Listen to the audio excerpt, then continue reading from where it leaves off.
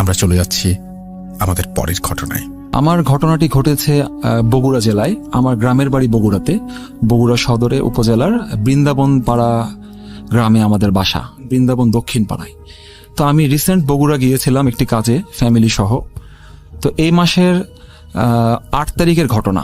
আমি বাড়িতে যাওয়ার পরে একটু সকালবেলা বাইরে যাই কাজের উদ্দেশ্যে। কাজ শেষ করে যখন দুপুরে আমি খেতে বসি, খাওয়ার পরে দেখছি বেশ হট্টগোল, হইচই হট্টগোলের আওয়াজ পাওয়া যাচ্ছে। তখন আমি একটু তাড়াতাড়ি বাসা থেকে বের হয়ে গেলাম। বের হয়ে যে দেখছি যে অনেক লোকজন জড়ো হয়ে গেছে। কি ব্যাপার জানার চেষ্টা করি, তখন শুনলাম এখানে নাকি আমাদের, আগে একটু বলে নেই, আমাদের বাসা থেকে প্রায় 200 গজ দক্ষিণ পাশে একটি ব্রিজ আছে, ছোট ব্রিজ। ব্রিজের নিচে যে নদীটা, এটা নদী বলা যাবে না, এটাকে একটা বিলের মতো, এটাকে আমরা সুবিল বলে থাকি সাধারণত, সুবিল। এই সুবিলটা হচ্ছে করতোয়া নদীর একটা অংশ বা শাখা প্রশাখা যেটাই বলেন না কেন। এই সুবিলের উপরে যে ব্রিজটা আছে আমার বাসার দক্ষিণ দিকে প্রায় 200 গজ দক্ষিণে। তো ঘটনাটি ওখানেই ঘটে যায়। দেখি ব্রিজের উপরে অনেক লোকজন জড়ো হয়ে গেছে।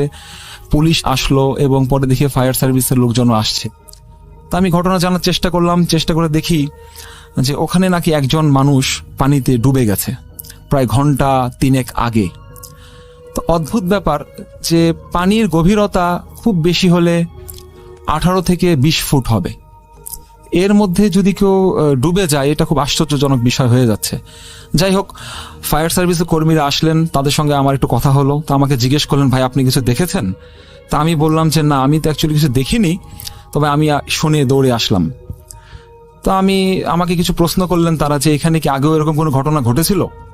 তা আমার জানা মতে এরকম ঘটনা বছরে প্রতি 1 বছর বা 2 বছর অন্তরই এরকম ঘটনা ঘটে থাকে। ঠিক ওই ব্রিজের নিচেই নয়, এই আমাদের সুবিলের আশেপাশের মধ্যেই ঘটনাগুলো ঘটে থাকে।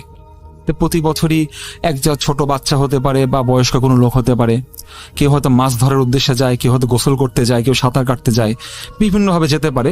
এরকম অনেকেই নাকি প্রতি বছরই একজন একজন করে গায়েব হয়ে যায়। সে মারা, অনেক সময় ডেড বডি পাওয়া যায়, অনেক সময় পাওয়া যায় না। তো এরকম একটা ঘটনা আমি শুনেছি, অনেক শুনেছি, কিন্তু দেখার সৌভাগ্য আমার হয়নি। এবার আমার সঙ্গে ঘটনাটি ঘটে গেল।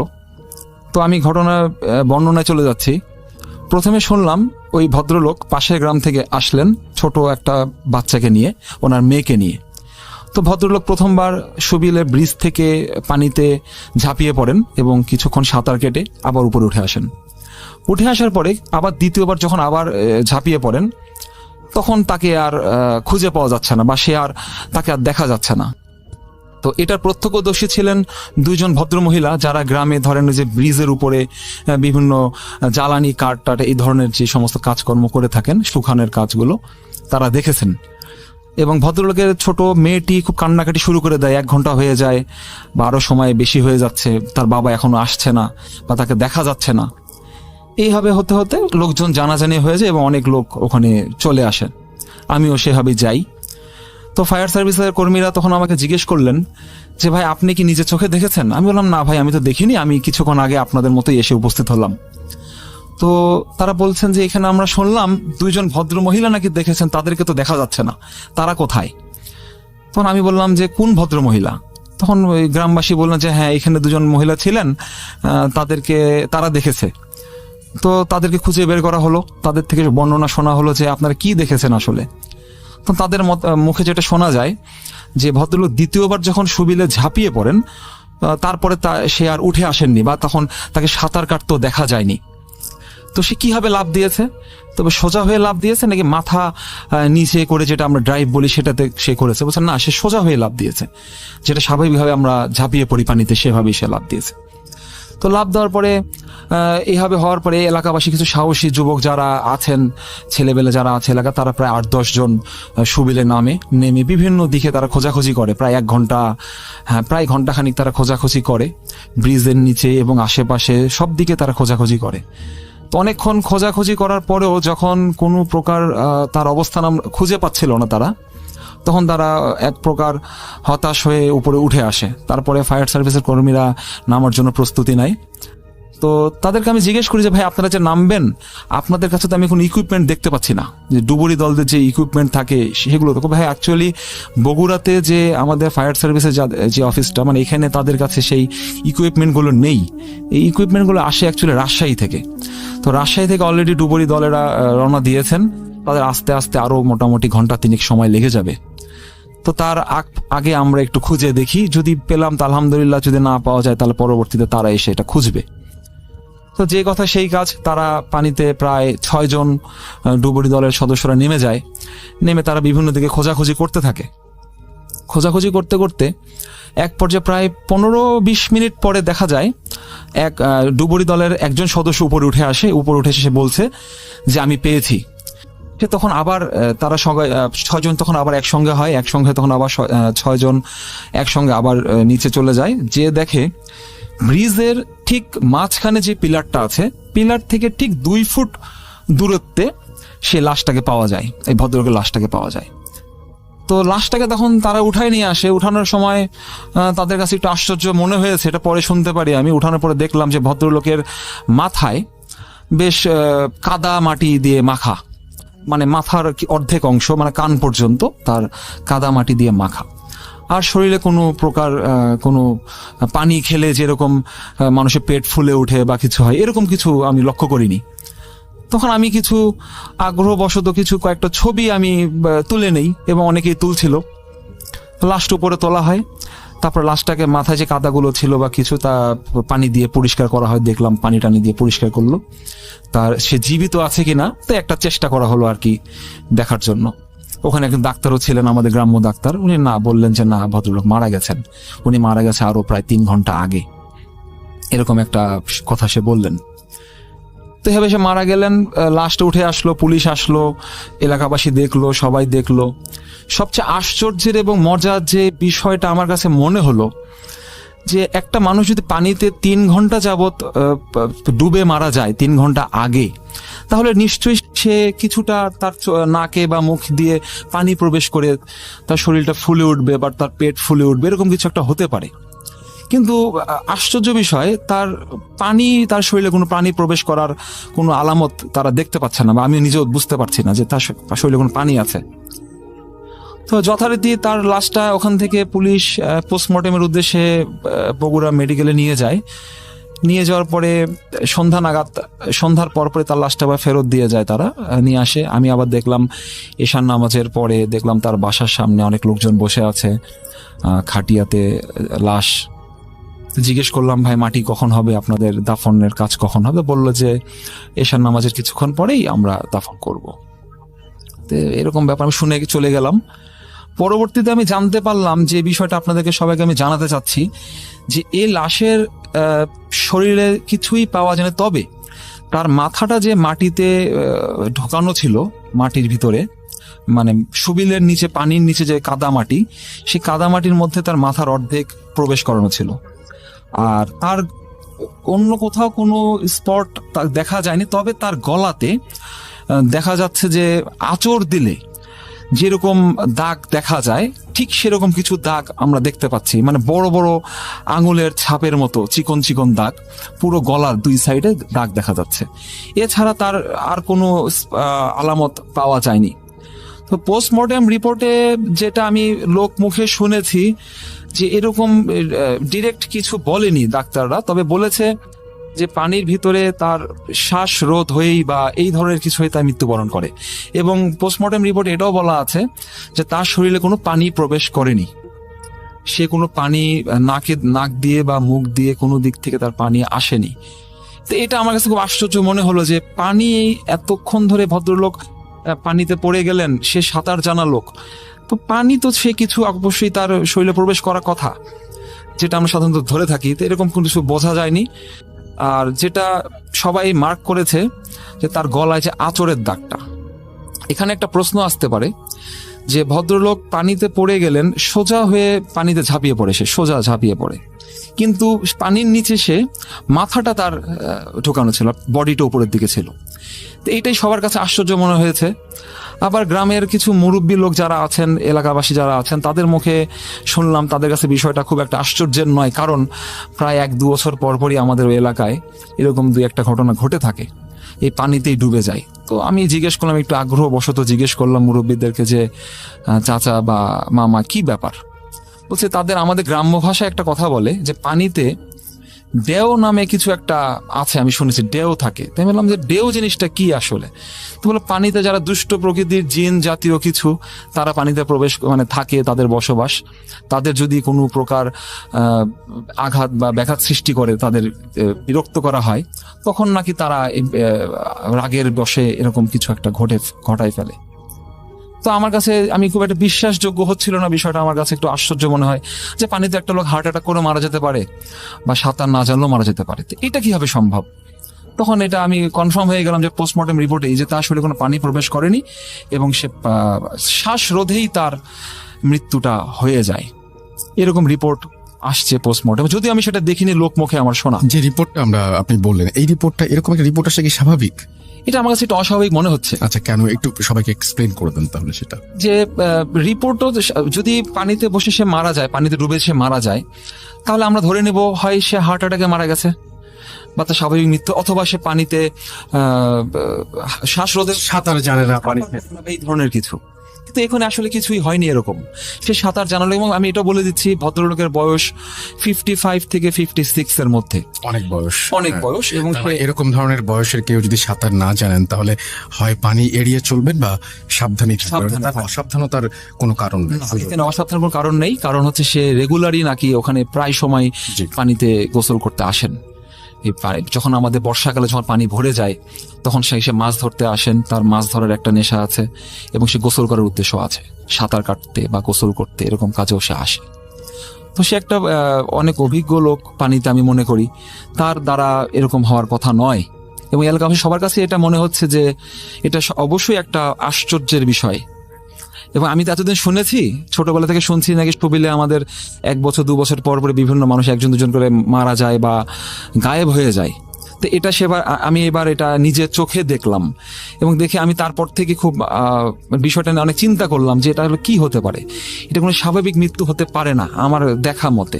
এবং আমি কয়েকটা ছবি তুলে নিয়েছি রাসেল ভাই আপনাকে দেখানোর জন্য, আপনি তাহলে বুঝতে পারবেন যে আসলে এটা কি রকম মৃত্যু হতে পারে। এখানে আরেকটা কথা আমি বলে দিচ্ছি যে আমি ভুলে গিয়েছিলাম, যে লাশে যে ছবিটা দেখাবো আপনাকে, তাতে আমি বুঝতে পারবেন তার পুরো বডিটা একদম স্বাভাবিক, শুধু মাথাটা মুখটা তার একদম কালো হয়ে গেছে, বা নেভি ব্লু কালার যেরকম হয়ে যায়, ডিপ নেভি ব্লু কালারটা, এরকম কালার আমরা দেখতে পাচ্ছি। তার মুখটা, শুধু তার মুখটা এরকম বর্ণ হয়ে গেছে, খুব কালচে বর্ণ, আর পুরো শরীরটা তার একদম স্বাভাবিক, কোনো আঁচড়ের দাগ, কোনো আঘাতের দাগ, কোনো কিছুই তার শরীরে নাই। এবং এটা হত্যা জাতীয় কিছুও না। না, এটা হত্যা জাতীয় কিছু না, প্রশ্নই আসে না। ওকে, আপনার কাছে শুনলাম আমরা, এবং আমি বিশ্বাস করি যে এরকম ঘটনা, দেখেন পানিতে এই যে দেউ, এই ঘটনা তো আপনারা আগেও শুনেছেন আসলে, এবং এক এক জায়গায় সেই ঘটনাটা হয়তো যেই দুষ্টু জিন বলেন আর দেউ বলেন, সে হয়তো এক এক ভাবে ঘটায়। কিন্তু যখন দেখবেন যে একটা ঘটনা বিভিন্ন জায়গায় ঘটছে, তখন বুঝতে পারা যায় যে এরকম ঘটনা আসলে সচরাচর ঘটে থাকে। এবং সেরকম একটি ঘটনার কথাই আজকে আমরা শুনলাম। আশা করছি যে আপনাদের এই ঘটনা ভালো লেগেছে। চলে যাব আমরা আমাদের পরবর্তী ঘটনায়। আসসালামু আলাইকুম, আমার নাম আশিক সাইফ, আমি এসেছি ঢাকার কাঁঠালবাগান বাজার থেকে। আমরা ঘটনায় চলে যাই। গতকালকেই আমার মার মুখ থেকে একটা ঘটনা শুনে আমি খুব আশ্চর্য হলাম, যে আমার নানির সঙ্গে জিনদের খুব ভালো একটা সম্পর্ক ছিল। এরকম একটা ঘটনা, তাকে খুব অত্যাচার করত, তার সঙ্গে তাকে ধরে নিয়ে চলে যেত, আবার দিয়ে যেত, এরকম অনেক ঘটনা তার সঙ্গে ঘটে। অনেক বছর ধরে তার এই জিনের এই সমস্যাটা ছিল। তো অসংখ্য ঘটনার মধ্যে একটা ঘটনা আমি আমার মার কাছ থেকে গতকাল রাতে জানতে পারি। সেটা হলো, আমার মারা 4 বোন এবং 2 ভাই। তো বড় বোনের সবার বড় যে খালা আমার, তার বিয়ে হয়ে যায় অনেক আগেই, প্রায় 1972-73 সালে তার বিয়ে হয়ে যায়। তারপর আমার মারা তখন ছোট ছোট, আমার মা এবং তারা আরো 2 বোন, 3 বোন আমার মারা 3 বোন, তারা খুব ছোট ছোট। তখন আমাদের গ্রামের বাড়িতে আপনার বিদ্যুতের কোনো ব্যবস্থা বা এই ধরনের কিছু নেই, ওই হারিকেন জাতীয় জিনিসপত্র দিয়েই চলতে ফিরতে হয়। তো একদিন আমার নানি সন্ধ্যাবেলায় বলছে যে তোমরা ভাত খেয়ে নাও। তো আমার মা বলছে যে এখন তো এত সন্ধ্যা, আমরা তখন পড়তে বসবো, তুমি তো প্রতিদিন আমাদেরকে পড়তে বসাও সন্ধ্যাবেলা, এত তাড়াতাড়ি ভাত খাবো কেন? বলছে না, আমি তোমাদেরকে ভাত খেতে বলছি, তাড়াতাড়ি ভাত খেয়ে শুয়ে পড়ো। বলছে এত তাড়াতাড়ি শুয়ে পড়তে হবে? বলছে হ্যাঁ। তখন আমার মা বলছেন যে আমার নানির দিকে দেখে বলছেন যে আমার মার চোখ তখন জল জল করছে, লাল হয়ে আছে, অনেক রাগান্বিত চোখ টোক, একদম লাল অবস্থা। তার সঙ্গে বেশি কথা বললে হয়তো পিটাবে বা মারবে, এরকম একটা ব্যাপার স্যাপার। তো আমার মারা বুঝতে পারলেন যে আজকে হয়তো আমার নানির সঙ্গে কোনো খারাপ কিছু হতে যাচ্ছে, যার কারণে তার আচরণটা এরকম অস্বাভাবিক হয়ে যাচ্ছে। তখন আমার মা বা খালারা কোনো কথাবার্তা না বেশি বলে তারা ভাত খেয়ে নেয়। ভাত খেয়ে তারা শুয়ে পড়ে এবং আমার নানিও তাদের সঙ্গে শুয়ে পড়ে। একটা বড় খাট আমার নানার ঘরে, সেই খাটের মধ্যে আমার নানি এবং তার 3 মেয়েকে নিয়ে শুয়ে পড়ে। এবং 3 মেয়ের বয়সের ব্যবধান খুব একটা বেশি না, 2-3 বছর করে তারা ছোট বড় আর কি, মোটামুটি সবাই কাছাকাছি বয়স। তো শুয়ে পড়ে, তারা ঘুমাতে পারে না, এত তাড়াতাড়ি শুয়ে তো ঘুম আসে না। তো এক পর্যায়ে তারা ঘুমায় যায়। ঘুমায় যাওয়ার পরে তারা কিছুক্ষণ পরে, প্রায় রাত 10টা 10:30 বাজে এরকম সময় দেখা যায় আমার নানা মার্কেট থেকে ফিরে আসে। আমার নানা মার্কেটে, বগুড়া নিউ মার্কেটের দোকান ছিল তার, তো দোকান থেকে ফিরে আসে, সাথে কর্মচারী আছে 2 জন, তাদেরকে নিয়ে আসে। তো দেখতে পাচ্ছে যে ভিতর থেকে দরজাটা লাগানো। আমার নানা এসে ধাক্কা দিল, কোনো আওয়াজ নাই, কোনো শব্দ নেই। তখন আমার নানাও কিছুটা আঁচ করতে পারলো যে হয়তো আজকে কোনো প্রবলেম হয়েছে, তো আজকে একটু সমস্যা হবে। তো দোকানে যে কর্মচারী ছিল, সেই কর্মচারীর নাম ছিল হচ্ছে আপনার জলিল। যে জলিলকে বলে, বাবা জলিল, তুমি একটু দেওয়াল টপকে উপরে যাও, যে ভিতর থেকে দরজাটা খুলে দাও। তো এই সময় যে ভিতর থেকে জলিল যায়, ভিতরে যে দরজাটা খুলে দেয়, মানে মেন দরজাটা খুলে দেয়। খুলে দেওয়ার পরে আমার নানা ঘরের সামনে আসে, এসে দেখে ভিতর থেকে দরজা লাগানো, তবে জানালাটা খোলা। আমার নানার ঘরে 3টা জানালা ছিল, একটি জানালা উত্তর দিকে, একটি জানালা দক্ষিণ দিকে, 2টা জানালা, এরকম টোটাল 3টা জানালা। তো যে জানালাটা আপনার দক্ষিণ দিকে, সেই জানালাটা খোলা এবং আমার নানা টর্চের আলোতে দেখতে পাচ্ছে যে তার 3 মেয়ে বিছানায় শুয়ে জড়সড় হয়ে শুয়ে আছে এবং তারা খুব ভয়ে ভীত সন্ত্রস্ত একটা ব্যাপার স্যাপার। তাকে আমার নানা বলে, মা তোমরা দরজাটা খুলে দাও, আমি বুঝতে পারছি কি সমস্যা হয়েছে, দরজাটা খুলে দাও। তো বলছে, না আব্বা, আমি খুলতে পারবো না। কেন বাবা খুলতে পারবো না কেন? বলছে যে মা যদি খাটের নিচে থাকে বা মার জিন যদি আমাদেরকে পা ধরে টেনে নিয়ে যায়, তারা ভয়ে কেউ নামছে না। তাদেরকে অনেক বোঝানো হচ্ছে, সাহস দেওয়া হচ্ছে, কেউ তারা নামতে রাজি হচ্ছে না। তখন 2 বোন, আমার মা এবং তার বড় বোন, বললো ঠিক আছে আমরা 2জনই নামবো, ছোটটা থাকুক, ওকে নিব না, তো যদি মরি তাহলে 2জন একসঙ্গেই মরবো। এরকম অনেক সাহস করে তারা খাট থেকে নেমে কোনো রকমের দরজার যে লাঠি দিয়ে দরজাটা লাগানো থাকে গ্রামের বাড়িতে, ওই লাঠিটা তারা খুলে দেয়। খুলে দিয়ে সঙ্গে সঙ্গে আমার নানা ঘরে প্রবেশ করে এবং আমার মাকে এবং খালাকে জড়ায় ধরে, মানে শান্ত করার ব্যবস্থা করেন। তো দেখলেন যে সবই ঠিক আছে, একসঙ্গে শুয়েছে, খেয়েছে, এখন আমার নানি ঘরে নেই, কি হতে পারে বিষয়টা? তখন আমার নানা খেয়াল করলেন উত্তর দিকে যে জানালাটা খোলা, সেই জানালাটা একটা কপাট খোলা আর কি, কাঠের যে কপাটটা খোলা। এবং একটা কথা আমি এখানে বলে রাখি যে আমাদের গ্রামের দিকে জানালা যে গ্রিলগুলো হয়, আগে আমরা এখন দেখি অনেক সময় লোহার গ্রিল হয়, স্টিলের বা লোহার হয়, কিন্তু তখন এটা ছিল না, তখন হতো এটা কাঠের। যে স্টিকগুলো থাকতো, গ্রিলের যে স্টিকগুলো কাঠের হতো। কারণ আমার নানার মুখ থেকে আমরা গল্প শুনেছি যে কাঠের হওয়ার কারণে নাকি দিক থেকে জিনেরা অবাধে যাতায়াত করার সুযোগ পেত, যদি লোহা হতো তাহলে পারতো না, এরকম একটা ব্যাপার। তো যে জানালা দিয়ে খোলা, উত্তর দিকে জানালাটা খোলা, সে জানালার পাশেই হচ্ছে একটা কবরস্থান।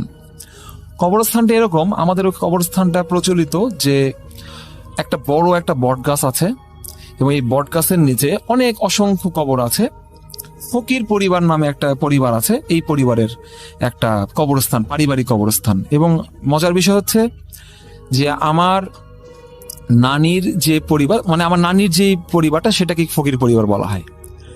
তো এই কবরস্থান এবং বট গাছটা এতটাই বিশাল এবং তার শাখা প্রশাখা এতটাই বড় বড় যে এটা আপনি যদি রাসেল ভাই চোখে না দেখেন বা সামনে না যান আপনি বুঝতে পারবেন না।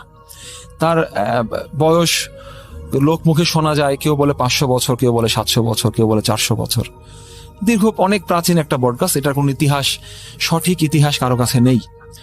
তো এরকম হতে হতে দেখা যায় যে অনেক সময় আমার নানিকে বিভিন্ন জায়গায় ফেলে রেখে যায় বা দিয়ে যায়, জেনেরা পরবর্তীতে ফেরত দিয়ে যায়, এরকম হয়। কিন্তু ওই দিনে যে ঘটনাটা সেটা তখন দেখা যায় প্রায় রাতে 2-2:30 বেজে গেছে, আমার নানিকে এখনো কোনো খোঁজ খবর পাওয়া যাচ্ছে না। তখন এলাকার সব লোকেরা, যার মুরব্বীরা ছিলেন, আমার নানার ভাইরা ছিলেন বা তার ভাগিনারা ছিলেন কয়েকজন, সবাই হারিকেন নিয়ে, টর্চ লাইট নিয়ে, তারপর গ্রামে আমরা আগে বলতাম হ্যাচাক বাতি, যেটা বলতো হ্যাচাক বাতি নিয়ে তারা বেরিয়ে পড়ে, বিভিন্ন জায়গায় খোঁজাখুঁজি করে, কিন্তু কোথাও তাকে ট্রেস করা সম্ভব হয় না। তার এরকম করতে করতে একটা পর্যায়ে দেখা যায় যে আমার নানার ঘরে যে মানে টিনের যে চালাটা আছে, এখানে হঠাৎ করে একটা যেটা আমরা ইটের টুকরা বলতে পারেন বা কিছু একটা বলতে পারেন, কাঠের টুকরা বলতে, এরকম কিছু একটা পড়ে টিনের উপরে ঝনঝন ঝন করে একটা আওয়াজ হয়। তো যাওয়ার পর আমার নানা তখন বুঝতে পারলেন যে হয় এখন আশেপাশে কোথাও আছে, হয়তো একটা আলামত তোমরা পাচ্ছ যে টিনের আওয়াজ হচ্ছে, তাহলে আমরা আশেপাশে খুঁজলেই পেয়ে যাব, বেশি খুঁজতে হবে না। তো দেখা যায় ঘর থেকে যখন আবার আশেপাশে খোঁজা শুরু করে, তখন ওই বট গাছের একটা ডাল আছে, অনেক মোটা একটা ডাল, প্রায় যে কোনো একটা মানুষ অনায়াসে শুয়ে থাকতে পারবে এরকম একটা ডালের মধ্যে। তো লাইটের আলোতে দেখা যাচ্ছে কিছুটা, দেখা যায় আমার নানির চুলগুলো তখন তার অল্প বয়সে খুব চুল পেকে গেছিল, সাদা, সব চুল সাদা। তো সেই চুলটা দেখা যাচ্ছে ঝুলতেছে, তার ওই ডালে থেকে ঝুলছে। তখন বলেছে দেখো ডালের মধ্যে শুয়ে আছে। তো হ্যাঁ, দেখা যায় যে এই কথা সেই কাজ। দেখা যায় আমার নানিকে ডালের উপর শোয়াই রেখে, নানি কিন্তু সেন্সলেস অবস্থায় আছে, অজ্ঞান। তো তাকে লোকজন ধরে টরে নামালো, নামানোর পরে তাকে ওই যে আমার নানার যে ভাই, উনি আবার যে তেল পড়া, পানি পড়া এগুলো দিতে পারতেন, উনি দিয়ে কানের মধ্যে সরিষার তেল, নাকের মধ্যে সরিষার তেল, এগুলো দিয়ে তার জ্ঞান ফেরায় আনা হয়। তখন জ্ঞান ফেরানোর পরে সে কারোর সঙ্গে কোনো কথা বলে না, আমার নানি কারোর সঙ্গে কোনো কথা বলে না, চুপচাপ বসে থাকে, চোখগুলো তার লাল লাল হয়ে থাকে এবং মাথায় অনেক বড় একটা ঘোমটা দিয়ে থাকে। এটা নাকি তার আগে থেকে অভ্যাস। এবং কিছুক্ষণ পরে সে গোসলখানায় চলে যায় গোসল করার জন্য। আমি এখানে বলে রাখি, আমাদের গ্রামের বাড়িতে আগে আমরা এখন যখন প্লাস্টিকের বালতিতে করে পানি নিয়ে গোসল করি, গ্রামে কিন্তু এটা নাই। গ্রামে কি করে, লোহার যে বালতিগুলো থাকে সেটা দিয়ে গোসল করা হয়, অনেক বড় বড় বালতি, চাপকল। তো আমার নানি একাই চাপকল চেপে চেপে ওই বালতি একাই, এক হাতেই নাকি সে ওইটা মানে উঠাই ফেলতে পারতো, এবং বালতির পর বালতি, 10 বালতি 15 বালতি সে পানি দিয়ে গোসল করে ফেলতো একাই। এবং এত বড় বালতি, এত ওজন, লোহার বালতি, এত বড় বালতি পানি নিয়ে সে একা একা গোসল টোসল করতো, অনেকক্ষণ ধরে গোসল করতো। গোসল টোসল করে সে নামাজে বসে পড়তো, এবং কি নামাজ যে সে পড়তো সেটা কেউ বুঝতে পারতো না। নামাজে সে সেজদায় পড়ে থাকতো, ঘন্টার পর ঘন্টা সময় চলে যেত, নাকি সে নামাজ থেকে নাকি উঠতো না। এরকম রাতে শুরু করতো, ফজরের আজান হয়ে গেছে, সে নামাজ থেকে উঠতো না। নামাজ পড়তেছে তো পড়তেছে, সেজদায় গেছে তো গেছেই। যাই হোক, এভাবে দিন চলে যায়, তার জ্ঞান ফিরে আসে, তো আস্তে আস্তে স্বাভাবিক হয়ে যায়। আবার মাসে হয়তো 2 বার বা 3 বার তার এরকম সমস্যাগুলো হতে থাকে। তো এগুলো অনেক দীর্ঘদিনের সমস্যা থাকার কারণে আমার নানারা বিভিন্নভাবে বিভিন্ন হুজুর বা তান্ত্রিক দরবেশের কাছে যায়, তেমন কোনো ভালো ফলাফল পায় না। তো একবার মেদিনীপুরের যে বড় পীর সাহেব আছেন, উনি মারা গেছেন, আমরা জানি সবাই, খুব নামকরা হুজুর। তো ওই হুজুরের মুরিদ ছিলেন আমার নানা। তো হুজুর একদিন বাড়িতে আসেন, এসে বলেন যে বাবা, তোমার এখানে তো অনেক সমস্যা দেখা যাচ্ছে, তো আমি এতটা সমাধান করতে পারবো না, তবে আমি চেষ্টা করে দেখতে পারি কি করা যায়। তো উনি হুজুর খুব চেষ্টা করেন, আপ্রাণ চেষ্টা করেন, বিভিন্ন তদবির করেন, তদবির করে বিভিন্ন প্রকার ঘরের বিভিন্ন সাইডে লোহা পুঁতে রাখেন বা গাছে তাবিজ বেঁধে দেন, ফু দেন, পানি পড়া, তেল পড়া, অনেক কিছু দেওয়ার পরেও দেখা যায় যে জিনটা আস্তে আস্তে তার কাছ থেকে দূরে সরে যায়। দূরে সরে যায় মানে তার অর্থ এই নয় যে তাকে একবারে ছেড়ে দেয়, দূর থেকে তার উপর দৃষ্টি থাকে। অনেক সময় দেখা সে রেগে যাচ্ছে, নামাজে বসে পড়ছে, বালতি, বড় বড় বালতি সে গোসল করতেছে, এর ধরনের কাজকর্মগুলো সে করতো, কিন্তু তাকে উঠায় নিয়ে চলে যাবে, গায়েব করে নিয়ে যাবে, এরকম কিছু আর পরবর্তীতে ঘটেনি। তো সর্বশেষ যখন এটা অনেক বেশি হয়ে যাচ্ছে, যে দূর থেকে দৃষ্টিপাত করলে যে সমস্যাগুলো তার হয়, এই সমস্যার পরে আর কি করা যায় চিন্তা করতে করতে রামশহর নামে, বগুড়া রামশহর নামে একটা জায়গা আছে মহস্থানগড়ের ঠিক পাশে।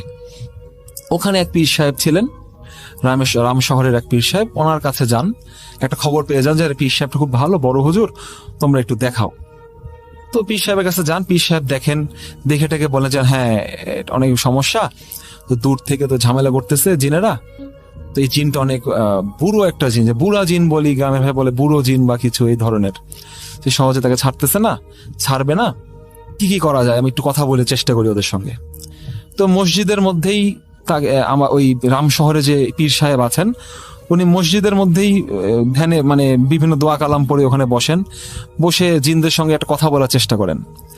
তো হ্যাঁ, দেখা যায় চালের উপরে, মসজিদে যে টিনের চাল, এই চালের উপরে ঝনঝন ঝনঝন করে বিভিন্ন ধরনের শব্দ হচ্ছে। এবং তখন কোনো মাগরিবের নামাজের পরে আর কি, তখন কোনো বাতাস হওয়ারও কোনো সম্ভাবনা ছিল না বা কিছু।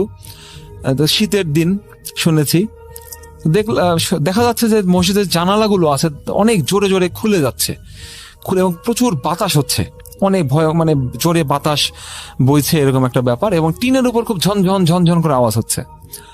তখন ওই জিনের ওখানে আসার পরে তার সঙ্গে নাকি কথাবার্তা হয় হুজুরের সঙ্গে। তো হুজুর যেটা জানান যে তোমরা কি চাও, যে একে যে এতদিন ধরে অত্যাচার করছে এর উপরে, তো এটা থেকে ওকে পরিত্রাণ দাও, যদি কি চাও, তোমাদের কি দাবি দেওয়া আছে সেটা বলো, তা আমি সেটা পূরণ করার ব্যবস্থা করব। তো আমার ঠিক ঘটনাটা ঠিক ওই সময় পুরোপুরি আর মনে নেই, আমার মার ঠিক মনে নেই। তখন জিনেরা কিছু জিনিস চেয়েছিল, যে 2টো খাসি, 2টো মোরগ, এই ধরনের কিছু জিনিসপত্র তারা চেয়েছিল।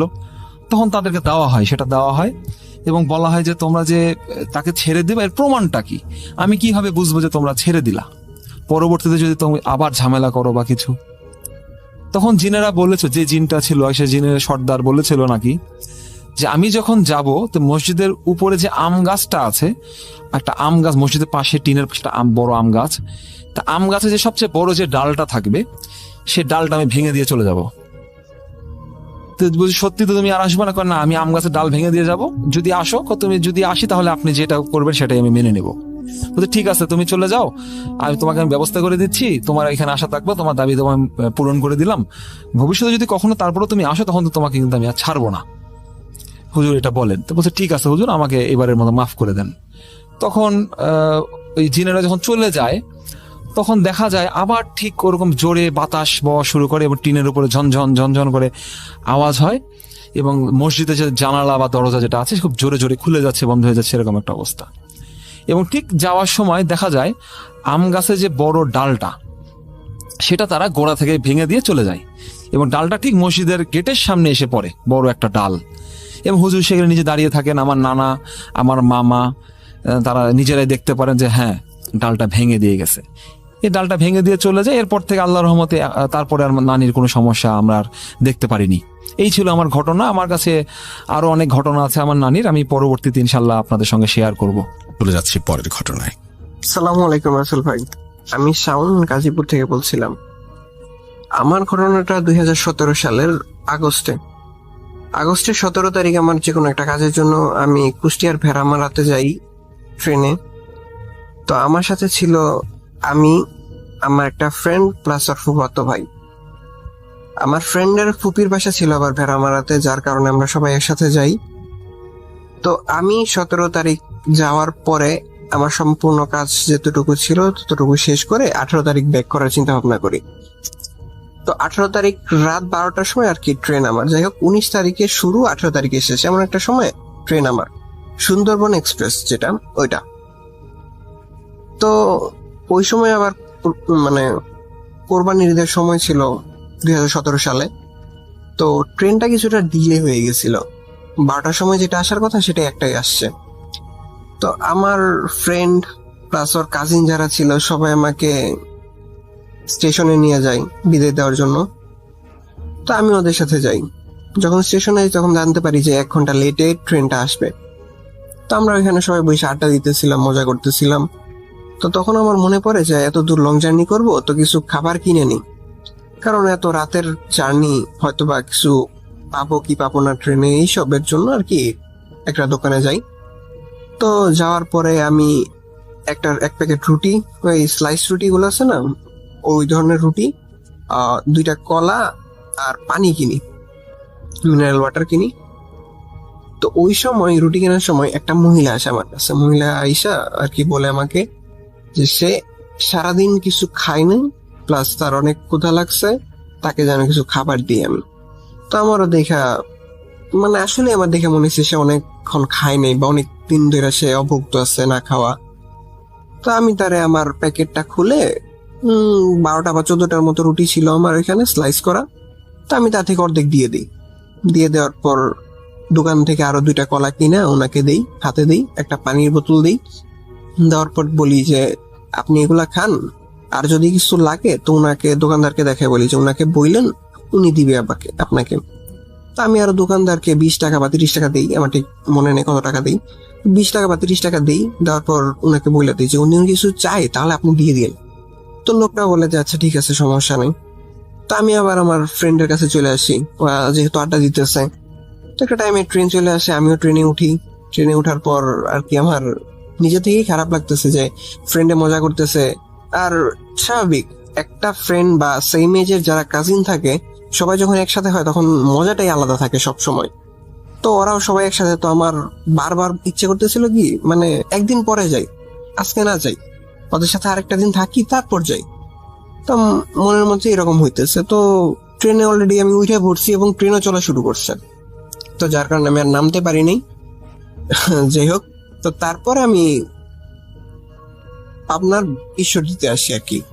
তো ওইখানে খুলনা যাওয়ার চিত্রা এক্সপ্রেস ট্রেনের ক্রসিং হয় সুন্দরবন এক্সপ্রেসের সাথে। তো ওইখানে আমি আর কি ট্রাই করি যে যদি আমি চিত্রাতে উঠতে পারি তাহলে হয়তো বা আমি আবার ভেড়ামারা যেতে পারবো। এখন আমি যদি ওদের ফোন করে বলে দিই তাহলে হয়তো বা স্টেশন ওরা আমার জন্য কিছুক্ষণ ওয়েট করবে, দেন আমি আবার ওদের সাথে বাসায় ব্যাক করতে পারবো। তো এই ধরনের চিন্তা ভাবনা করে আমি ট্রেন থেকে নামি। আপনার হয়তো বা জানেন যে যখন রাত্রের বেলায় ট্রেন যাতায়াত করে তখন এক পাশের দরজা বন্ধ থাকে আর এক পাশের দরজা খোলা থাকে, দুই পাশের দরজা কখনোই খোলা থাকে না। তো যার কারণে স্টেশনের এই পাশে আমাকে নামতে হয়, ওই পাশে আমি নামতে পারি না।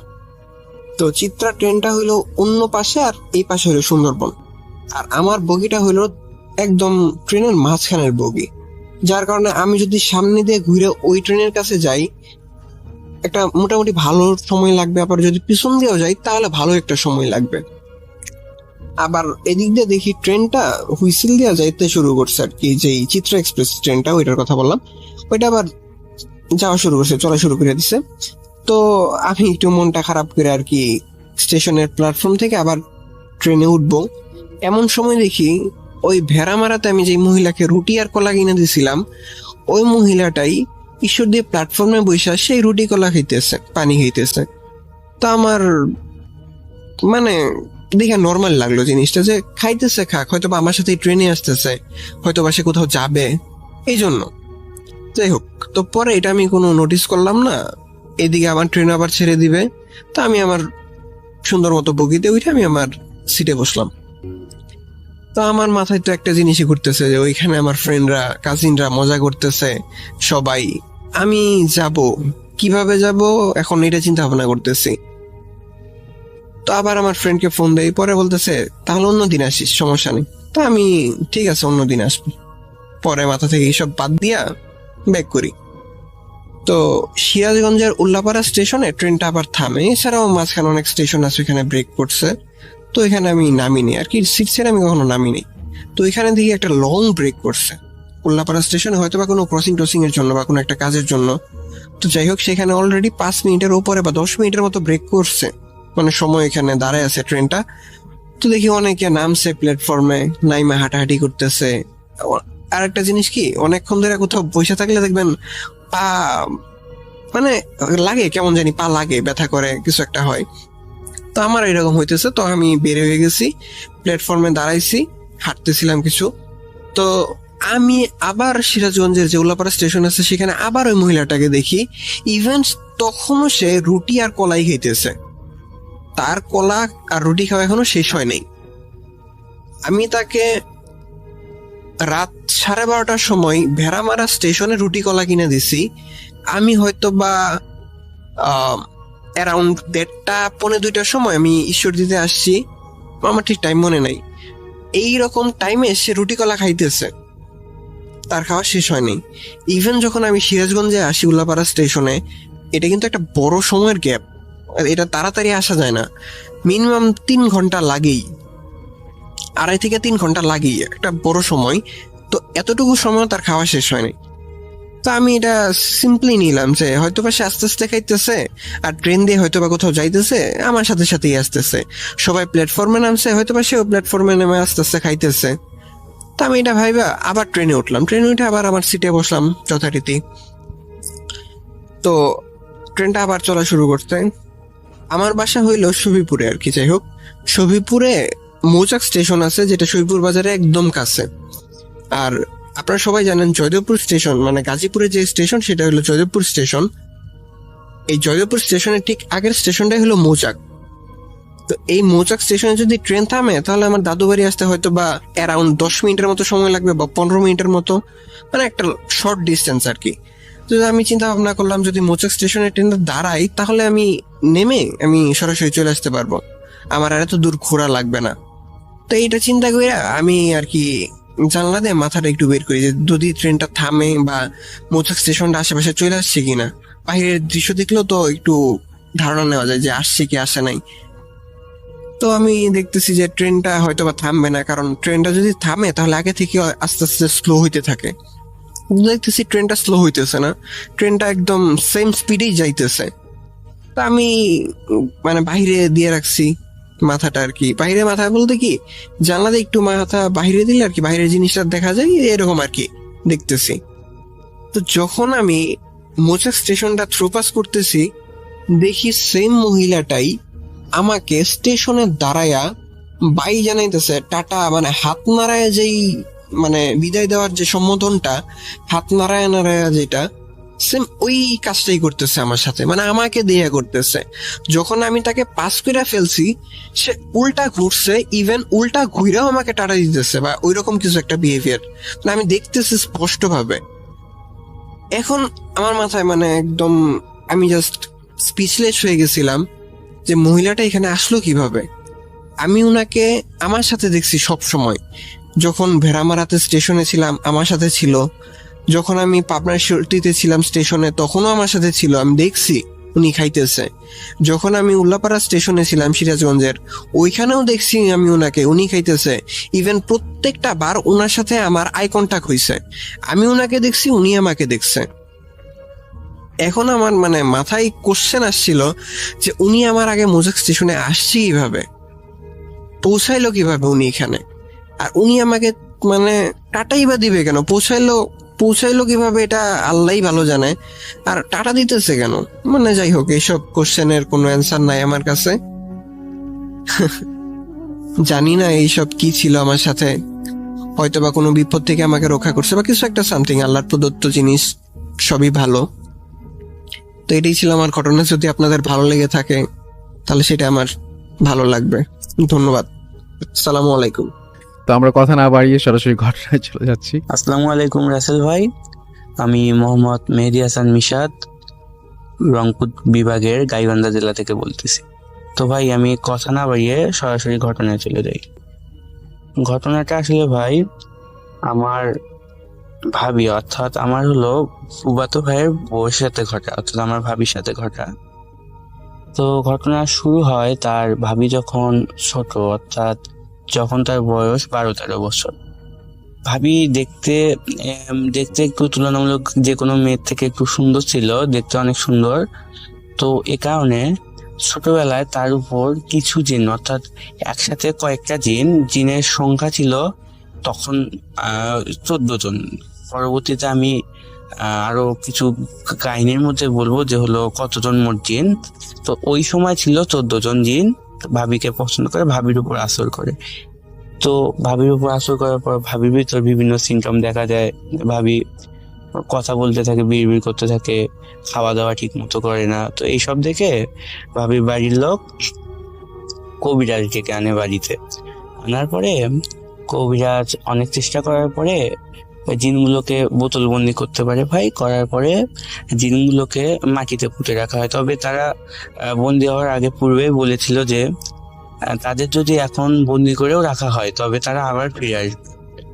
তো তাদের বন্দি করে রাখা হলো। ভাবির বেশ কয়েক বছর ভাবি ভালোই গেল, ভাবির বিয়ে হয়ে যায়। তো বিয়ে হওয়ার কয়েক বছর ভাই ভালোই ছিল, কিন্তু বিয়ে হওয়ার কয়েক বছর পরে ভাবির ভেতর আবার কিছু বাজে সিমটম দেখা দেয়, অর্থাৎ আবার কিছু খারাপ জিনিস দেখা দেয়। সেগুলো হলো ভাবি রাতের বেলা ঘুম থেকে উঠে বাইরে যেত, মানে প্রকৃতির ডাকে সাড়া দিতে বাইরে যেত, কিন্তু আর ঘরে ফিরে আসতো না ফজরের আজান দেওয়া পর্যন্ত। তো এরকম চলতে থাকে। আর ভাবি হঠাৎ করে ঘুম থেকে উঠে হঠাৎ করে হাসি দেওয়া শুরু করতো, আবার খাওয়া দাওয়া ঠিক মতো করতো না, গালিগালাজ করতো। আবার কিছু হলে তার সাথে একটু কথা কাটাকাটি হলে ভাবির মানে যে বিছানা তারা যে বিছানায় থাকে, বিছানাটার ওজন অনেক, সেই বিছানাটা এক হাত দিয়ে মানে উঠাতো। তো এইসব সিমটম দেখার পরে ফুপু তার আমার হলো ফুপু আর হলো ভাবির মা করে কি ভাবির সাথে থাকা শুরু করে দেয়। তো এখন এমন এক সময় ভাবির সাথে থাকাকালীন তো এখন হঠাৎ করে একদিন ভাবি করে কি বলে হলো ভাবি আবার হলো বাইরে যাওয়ার জন্য তার মাকে ডাক দেয়। তো এখন ডাক দেওয়ার পরে ভাবির ভেতর পূর্বের সিমটম গুলো দেখা দেয়। ভাবি হাসাহাসি করতে থাকে এবং মাকে বলতে থাকে যে বাইরে যাবো। তো এখন বলে কিসের জন্য, বলে যে হলো বাথরুমে যাব। তো এখন তার মা যখন বোঝে যে তার ভেতর এইরকম সিমটম দেখা দিছে, যে তার ভেতর অনেক প্রবলেম, জিন আসর করছে, এরকম যখন সন্দেহ করছে, তখন মা বলছে না তোর বাইরে যাওয়ার দরকার নেই, এখানে তুই কি করা হলো, এখানে তুই বাথরুম কর। তো এটা বলার পরে মাকে প্রচন্ড গালিগালাজ দেয় এবং বলে না আমি বাইরে যাব। তো এখন চিল্লাচিল্লি শুরু করে দেয় ভাবি। তো এমন সময় ফজর আজান দেয় ভাই।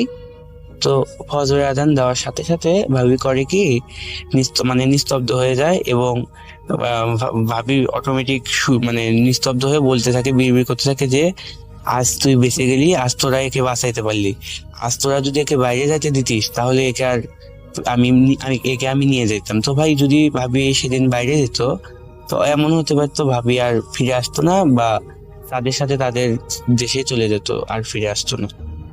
তো এরকম হওয়ার পরে আবার বেশ কিছুদিন ভালো যায়। তো একদিন ভাবির মা আর আমার ফুবু ঘুমাচ্ছিল। এমন সময় ভাবি চিৎকার দিয়ে ওঠার সাথে ফুবি বলে যে তুমি চিৎকার দিলা কেন? ভাবি বলে যে হলো তিনি ঘুমে দেখছিল যে হলো বীভৎস আকৃতির একটা জিন বলবো না, বীভৎস আকৃতির একটা অবয়ব। সে অবয়বটার চেহারা দেখতে বিশ্রী, অনেক লম্বা। সে ভাবির কাছে এগিয়ে আসছিল এবং ভাবির গলা টিপে ধরার চেষ্টা করছিল। এটা দেখে ভাবি চিৎকার দেয়। তো ভাই রীতিমতো যখন এই প্রবলেম গুলো বাড়তেই থাকে দিন দিন, তো আমার ফুপা একটা কাজ করে, একটা কবিরাজকে ডাক দেয়। তো কবিরাজ করে তার সাথে একটা তুলারাশি একটা মানুষকে নিয়ে আসার পরে তার উপর জিন ভর করে।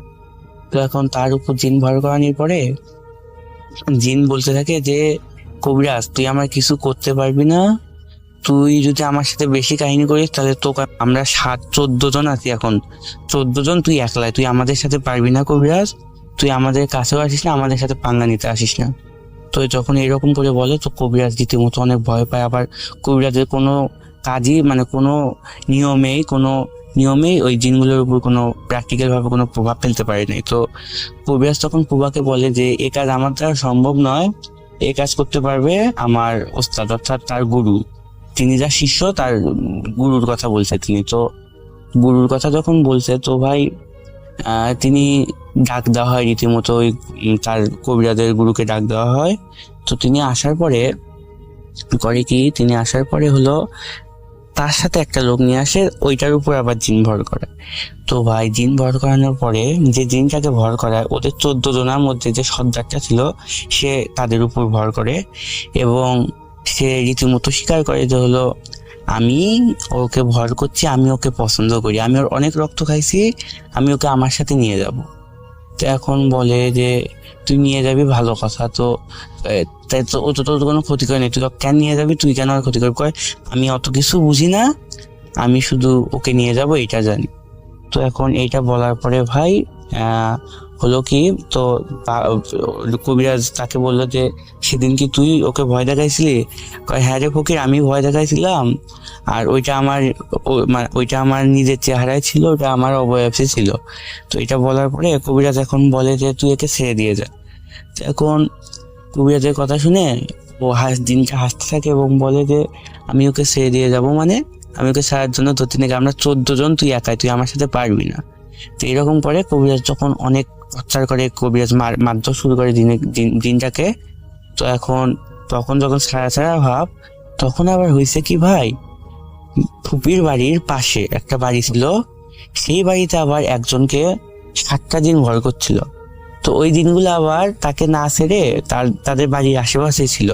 তো যখন এদের 14 জনকে টর্চার করছিল, তখন কবিরাজ টর্চার করাকালীনে ওই যে 7 জন জিন আছে পাশের বাড়ির, ওই জিন 7টা আবার এসে এই 14 জনের সাথে যোগ দিছে। দেওয়ার পরে ওরা এখন হয়ে গেল 21 জন।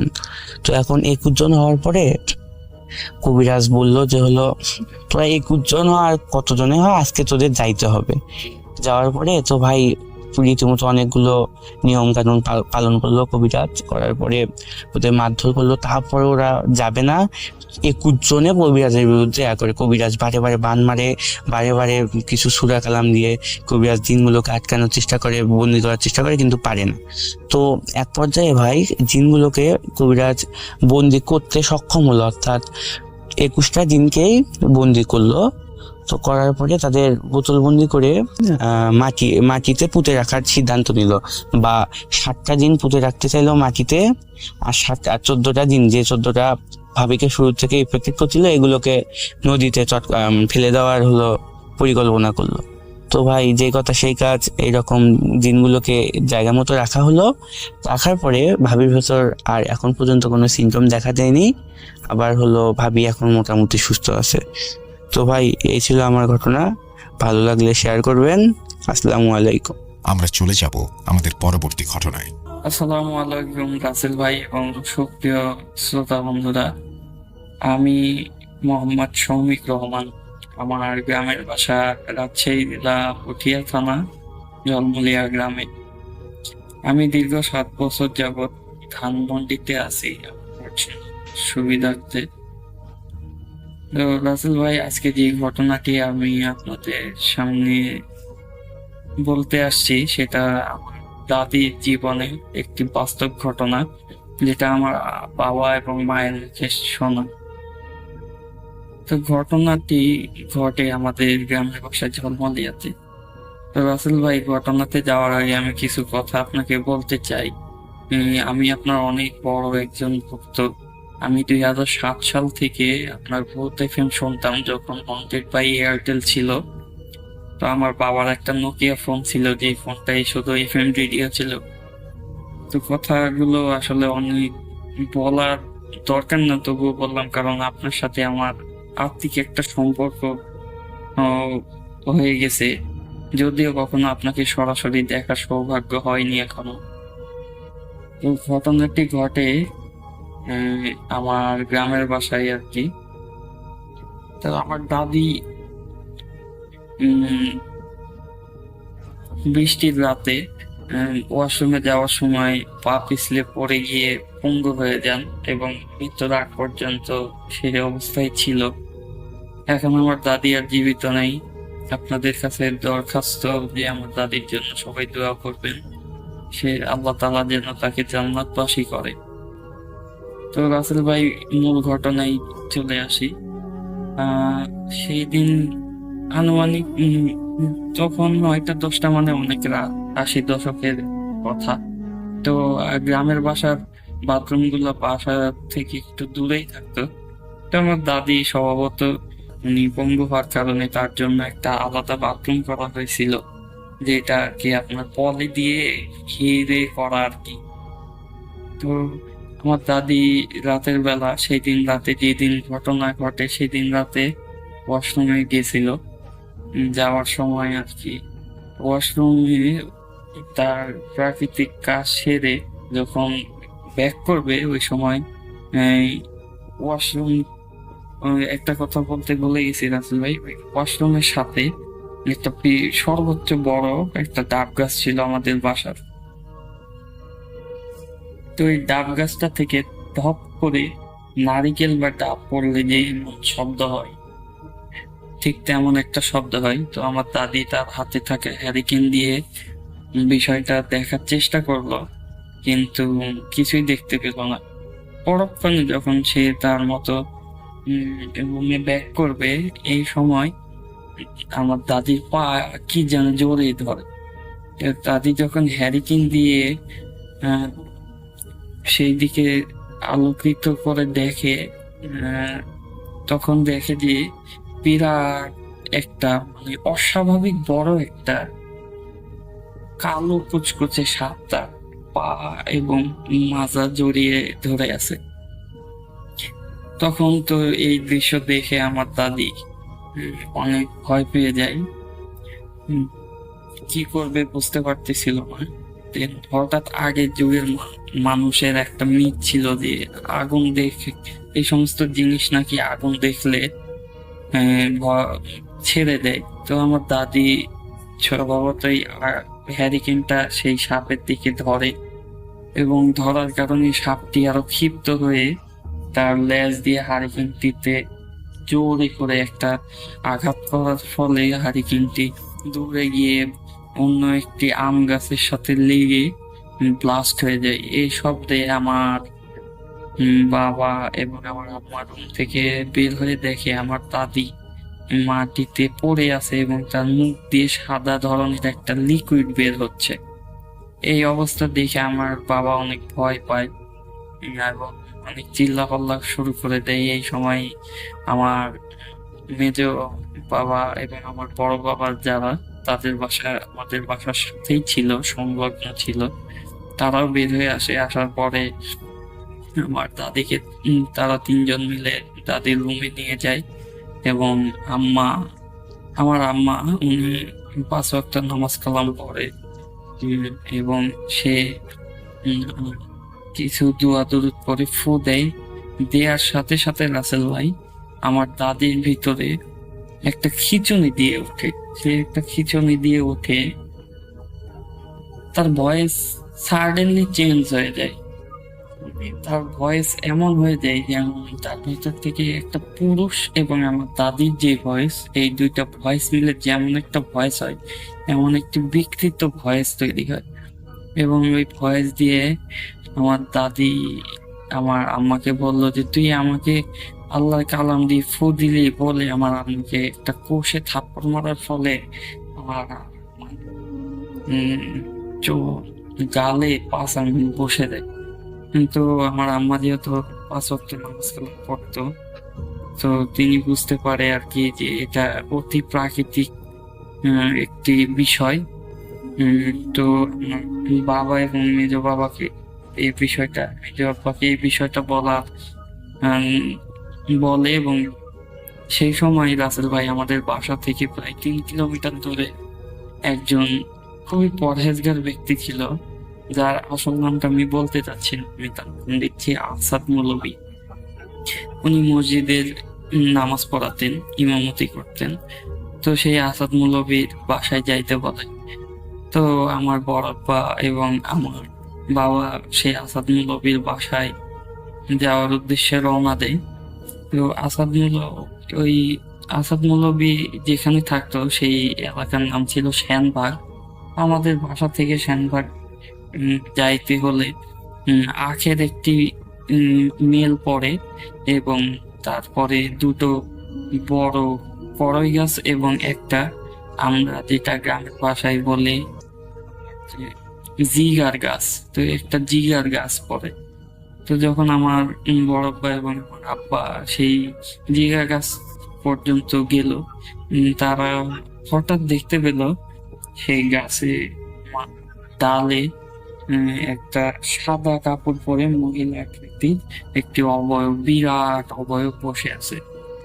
বসে থাকার ফলে বাবা এবং আব্বা তো অনেক ভয় পায়, এবং তারা কি করবে বুঝতে পারে না। এই সময় অনেক ধুলো বালি এবং বাতাসে ঝড় উঠবে রাসেল ভাই। তখন আমার বাবা এবং বড় বাবা আইতুল কুরসি পড়ে পরে এক দৌড় দিয়ে গাছটা পার হয় এবং আসাদ মৌলভীর বাসায় পৌঁছানোর পরে তাকে সব ঘটনা বলার ফলে তিনি আমার বাবা এবং বড় বাবাকে প্রথমে পানি পরে খাওয়ানোর পরে বলে যে তোমরা যাও, আমি আসতেছি। তখন আমার বাবা এবং বড় বাবা বলে যে আমাদের সাথে চলেন। সেই সময় আসাদ মৌলভী বলে যে তোমরা কোনো চিন্তা করো না, আমি তোমাদের আগেই পৌঁছে যাব। তখন এই কথাটা শুনে তাদের একটু অস্বাভাবিক লাগে, কিন্তু তারা আমার দাদির দুশ্চিন্তায় ছিল, তাই তারা আসাদ মৌলভীর কথা মতো বাসায় ব্যাক করে। বাসায় এসে রাসেল ভাই ওনারা তো পুরা একদম হতবাক হয়ে যায়, দেখে আসাদ মৌলভী আমাদের বাসার উঠানে এসে বসে আছে। আর একটা কথা বলতে ভুলে গেছি রাসেল ভাই, সেটা হচ্ছে যে আসাদ মৌলভী যেখানেই যেত তার হাতে একটা কালো রঙের লাঠি থাকতো এবং তার কালো রঙের লাঠিটা ছিল গাছের মূল দিয়ে বানানো আর কি। তো চিকন গাছের মূল দিয়ে বানানো একটা লাঠি এবং পিতলের একটি লোটা থাকতো, যেটা আর কি সেই যুগের মানুষরা পানি খাওয়ার কাজে ব্যবহার করত। তো দেন আমার দাদির রুমে যাওয়া মাত্রই আমার দাদি আবার সেন্সলেস হয়ে গেল। তো তখন আমাকে জিজ্ঞেস করলো যে কি তখন কি অবস্থা ছিল। তা আমার আম্মা বললো আর কি, আসাদ মৌলভীকে সব খুলে বললো যে এতক্ষণ রোগাচ্ছিল এবং মুখ দিয়ে শুধু সাদা ধরনের একটা ফেনার মতো লিকুইড বের হচ্ছিল। তো তারপরে আসাদ মৌলভী আমার আম্মা, আমার বড় বাবা, মানে ওখানে আমার ফ্যামিলির যারা ছিল তাদেরকে রুম থেকে বেরিয়ে যাইতে বলে এবং যাওয়ার আগে সেই সময় এক মোমবাতি, সরি রাসেল ভাই, একটা মোমবাতি এবং একটা কয়েকটা বড়ই পাতা নিয়ে যাইতে বলে। দেন আমার বাবা সেই বড়ই পাতা গুলো, আমাদের বাসার পাশে বড়ই গাছ ছিল, বড়ই পাতা এবং আমার মোমবাতি দেওয়ার পরে বাসার রুম থেকে বেরিয়ে যায় দাদি। তো তারপরে প্রায় 20 মিনিট পরে দাদি আবার গুঙানো শুরু করে। তো তারপরে আর কি অনেক ধস্তাধস্তির শব্দ পাওয়া যায় রুমের ভিতর থেকে। শব্দ পাওয়ার কিছুক্ষণ পরে আমার বাবা, মানে আমার পরিবারের যারা বাহিরে ছিল, তারা দেখলো যে ডাব গাছের উত্তর দিকে একটা বড় আম গাছ ছিল। সে আম গাছের মাঝখানের একটা বড় সড়ো বলিষ্ঠ একটা মোটা ডাল বিকট আকার শব্দ করে ভেঙে পড়ে গেল অটোমেটিকলি। দেন এটা দেখে তো আমার ফ্যামিলির লোকজন অনেক ভয় পায়। তখনই সাথে সাথে দাদির রুম থেকে আসাদ মৌলভী বেরিয়ে আসে। আসার পরে তাদেরকে বলে যে এখন আমার দাদি বিপদ মুক্ত। দেন তখন আমার বাবা আর কি আসাদ মৌলভীকে জিজ্ঞাসা করে যে আসলে ঘটনাটা কি আর কি হয়েছিল। তখন আসাদ মৌলভী আমার বাবাকে যেটা বলে সেটা হলো, আমার দাদি যখন তার প্রকৃতির ডাকে সাড়া দিয়ে ওয়াশরুমে যাওয়ার ফলে তিনি তার প্রাকৃতিক কাজ সেরে যখন ব্যাক করবে, তিনি আর কি পাক পবিত্র হওয়ার জন্য আমরা যে পানি বা টিস্যু ইউজ করি, পানিটা ইউজ করতে আমার দাদি ভুলে যায় এবং ওয়াশরুম থেকে যেই না বের হয় ওই সময় একটা সাপ আকৃতির খবিজ জিন দাদিকে অ্যাটাক করে। আসলে খবিজ জিন গুলা রাসেল ভাই বাথরুমে বা নর্দমায় এগুলাই বসবাস করে বেশিরভাগ আর কি।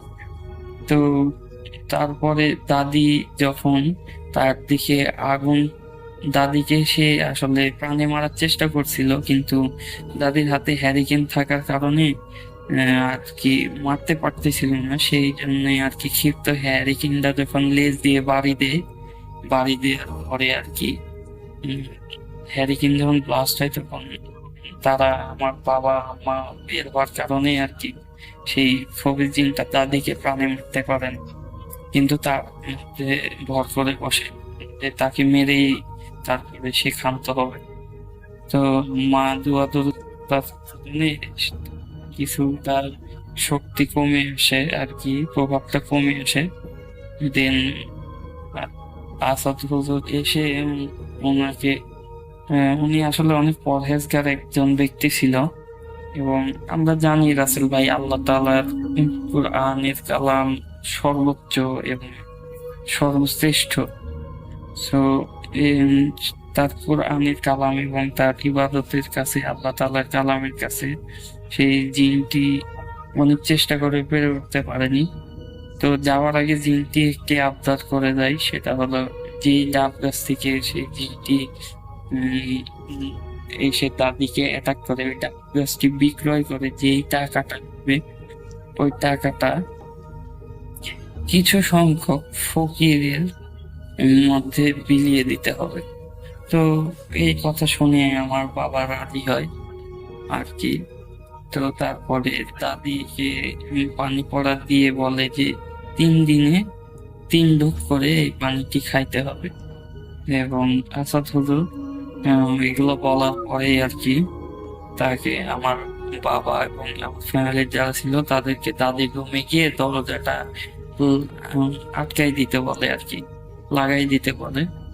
তো তারা তখন আমার বাবা আর কি আসাদ হুজুরকে বলে যে আপনাকে বাসায় পৌঁছে দিয়ে আসি, কিন্তু আসাদ মৌলবী এই সময় আর কি বলে যে না, আমাকে দিয়ে আসতে হবে না, আমার সাথে আল্লাহ কালাম আছে এবং আল্লাহ তাআলা আমাকে সব সময় রক্ষা করবেন।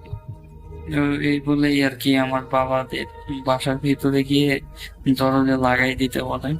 দরজা লাগানোর সাথে সাথে বাবা এবং ফ্যামিলির সবাই আল্লাহু আকবার বলে একটা শব্দ, আল্লাহকে ডাকার একটা পায়, শব্দ পায়, মানে জোরে করে আল্লাহু আকবার বলে এবং মাটিতে ভাব করে একটা শব্দ হয়। তো সেখানে সাথে সাথে আমার বাবা বের হয়ে দেখে যে মাটিতে সেই লাঠিটার চিহ্ন আর আশেপাশে আসাদ হুজুর কোথাও নেই। তো এই ছিল রাসেল ভাই আমার দাদির সাথে ঘটে যাওয়া, পরিবারের সাথে ঘটে যাওয়া একটি সত্য ঘটনা। আপনাদের কাছে আরো একটি অডিও ক্লিপ নিয়ে আশা করছি এটাই আপনাদের ভালো লাগবে। চলুন শুনে আসি। রাসেল ভাই আসসালামু আলাইকুম ওয়া রাহমাতুল্লাহি ওয়া বারাকাতুহু। আশা করি আল্লাহর অশেষ রহমতে আপনি এবং আপনার ফ্যামিলির সবাই ভালো আছেন। ভাইয়া, আমার নাম ইবনে তাওরাত তামিম,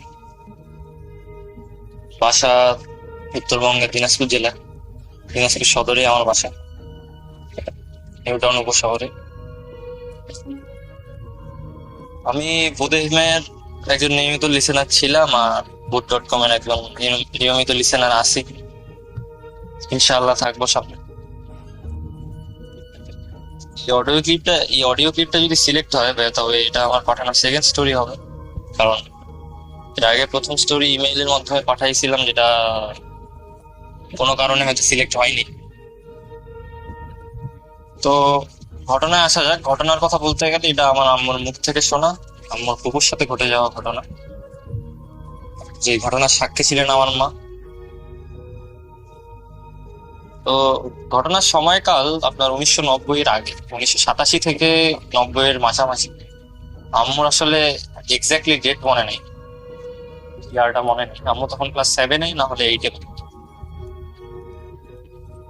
তো এমনই একদিন আম্মুর ফুপুর সাথে আর আম্মুর দুই বান্ধবীর সাথে আম্মু খেলছিল।